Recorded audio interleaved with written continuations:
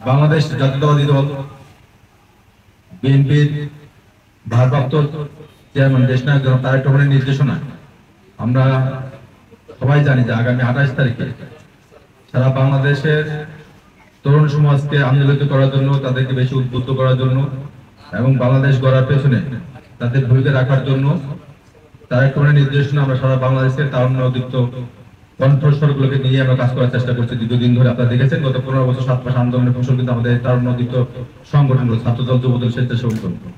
এই ধারাবাহিকতা আগামী 28 তারিখ নয়া পল্টনস্থ বিএনপি কার্যালয়ের সামনে টাউনের সমাবেশ অনুষ্ঠিত হবে, যেটি আপনারা এর আগে একবার আমরা করেছি 5 আগস্টের আগে। তো এবারকার সমাবেশটা একটু ভিন্ন রকমের, কারণ এর আগে কিন্তু আপনারা যখন প্রোগ্রামগুলো করেছেন তখন প্রত্যেকে হামলা মামলা ঝুঁকি নিয়ে আপনারা প্রোগ্রামগুলো করেছেন। জাতির অহংকার জননেতা জনাব তারেক রহমান, তার রূপরেখা, তারুণ্যের ভবিষ্যৎ, আমরা কিভাবে বাংলাদেশের অহংকার হব, সেই প্রোগ্রামে আমরা কিভাবে ঢাকা জেলাকে ঢাকা মহানগরের ভিতরে সবচেয়ে সুন্দর একটি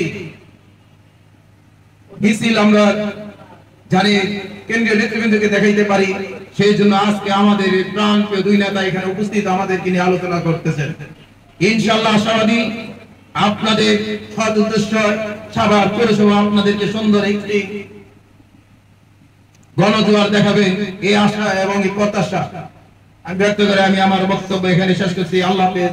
বাংলাদেশ জিন্দাবাদ, বাংলাদেশ জাতীয়তাবাদী স্বেচ্ছাসেবক দল জিন্দাবাদ।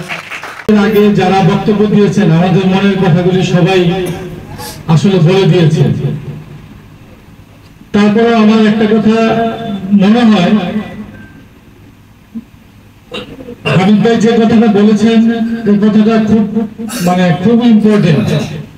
সেটা হলো আমাদের যে জেলার প্রেসিডেন্ট আছেন এবং যে সেক্রেটারি আছেন, অবশ্যই প্রোগ্রামের দিন একসাথে একই জায়গায় থাকাটা অবশ্যই খুব ইম্পর্টেন্ট।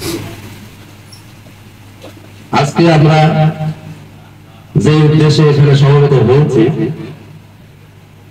মূলত আগামী 28 মে দেশনায়ক তারেক রহমানের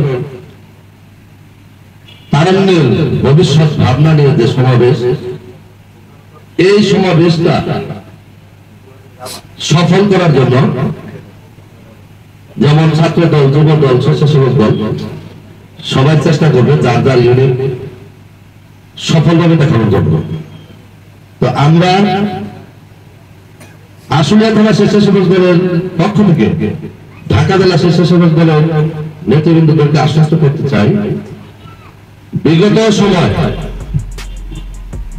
সময় আমরা এই প্রোগ্রাম করতে গেলে যে বাধা বিঘ্ন আসতো, অনেক ভয়ভীতি ছিল, তারপরেও আমরা চেষ্টা করছি যাতে একটা প্রোগ্রাম সুন্দর করা যায়।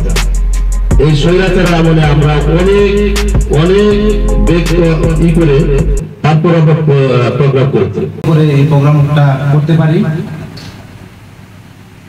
আমার সহযোগিতা হাফেজ দেলোয়ার ভাই যে কথাটা বললেন, আমি তার কথার সাথে একমত।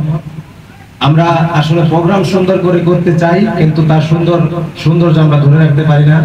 সুশৃঙ্খল তারা অনেক দূরে এগিয়ে যেতে পারে। আমরা সবাই জানি স্বেচ্ছাসেবক দল একটি সুসংগঠিত এবং সুশৃঙ্খল দল।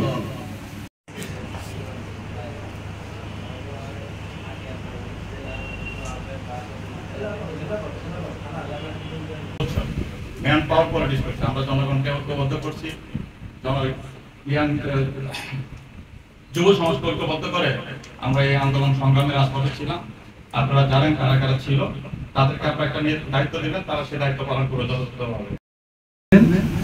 ধামরাই থানা স্বেচ্ছাসেবক দলের সদস্য সচিব